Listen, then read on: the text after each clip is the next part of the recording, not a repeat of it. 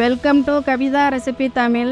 இன்னைக்கு பார்க்க போகிற ரெசிபி சிக்கன் ஃப்ரை ரைஸ் எப்படி செய்யலாங்கிறத பார்க்கலாம் வாங்க. ஃபஸ்ட்டு இந்த ரெசிபி செய்ய சிக்கனை நல்லா பொரிச்சு எடுத்து வச்சுக்கணும். சிக்கன் 65 ஃபஸ்ட்டே நல்லா பொரிச்சு எடுத்து வச்சுக்கோங்க.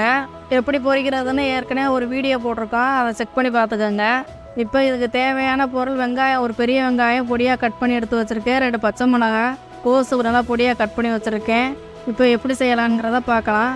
கடாயை எடுத்துக்கோங்க. கடாய் எல்லாம் சூடானதுக்கு பின்னாடி இந்த சிக்கன் பொரிச்ச எண்ணெயிலே அதை சேர்த்துக்கலாம். அது ஒரு ஃப்ளேவர் கிடைக்கும்.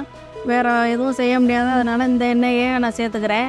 ஒரு 2 கரண்டி எண்ணெய், எவ்வளவு செய்கிறோமோ அதுக்கு ஏற்ற மாதிரி. இப்போ எண்ணெய் சேர்த்தாச்சு. எண்ணெய் நல்லா சூடானதுக்கு பின்னாடி 2 முட்டை இது கூட சேர்த்து நல்லா ஃப்ரை பண்ணணும். இப்போ இதுக்கு முட்டைக்கு எவ்வளோ தேவையோ லைட்டாக சால்ட்டு சேர்த்துக்கோங்க.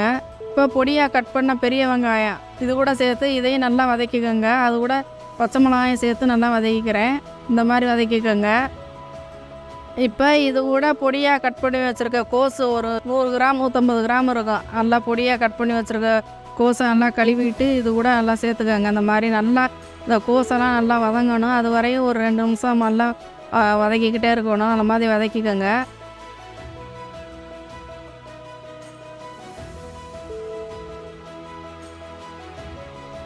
இப்போ இது கூட நல்லா வதங்கிருச்சு. இப்போ இது கூட வீட்டில் எப்போவும் சமைக்கிற சாப்பாட்டு அரிசியில் வடித்த சாதத்தை இதில் சேர்க்க போகிறேன். இதை நல்லா வடித்து நல்லா ஆற வச்சுட்டு இது கூட அந்த மாதிரி சேர்த்துக்கோங்க. நீங்கள் பாசுமதி அரிசி இருந்தால் கூட நீங்கள் அதில் வடித்து கூட சேர்த்துக்கலாம். அந்த மாதிரி நல்லா இதையும் நல்லா ஃப்ரை பண்ணணும்.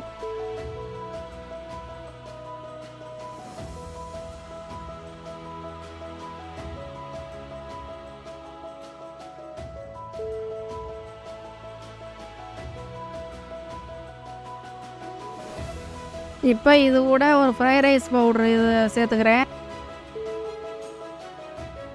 இதையும் நல்லா மிக்ஸ் பண்ணிவிட்டு பெப்பர் தூள் இது கூட பெப்பர் தூள் சேர்த்து இதையும் நல்லா சேர்த்துக்கணும். இதையும்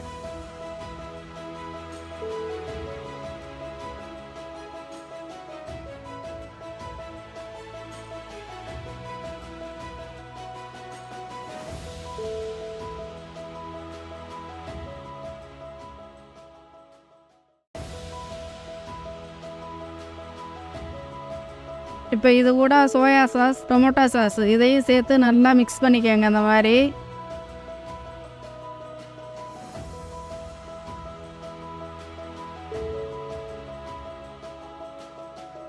இப்போ இதை நல்லா ஃப்ரை பண்ணணும். நல்லா ஃப்ரை பண்ணுற விதம் நல்லா டேஸ்ட்டாக இருக்கும்.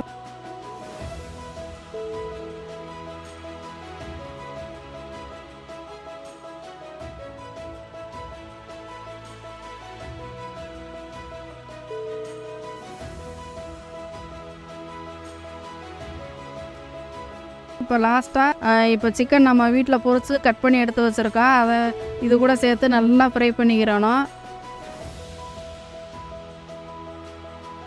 இப்போ நல்லா ஃப்ரை ஆயிடுச்சு பாருங்கள். நல்லா சாப்பாடெல்லாம் நல்லா கட்டி இல்லாமல் உதிரியாக இருக்குது. அப்படியே கடையில் கிடைக்கிற ஃப்ரை ரைஸ் அப்படியே இருக்குது பாருங்கள். வீட்டிலையே நீங்கள் இந்த மாதிரி செய்யலாம். நீங்கள் இந்த மாதிரி செஞ்சு குழந்தைங்களுக்கு கொடுங்க.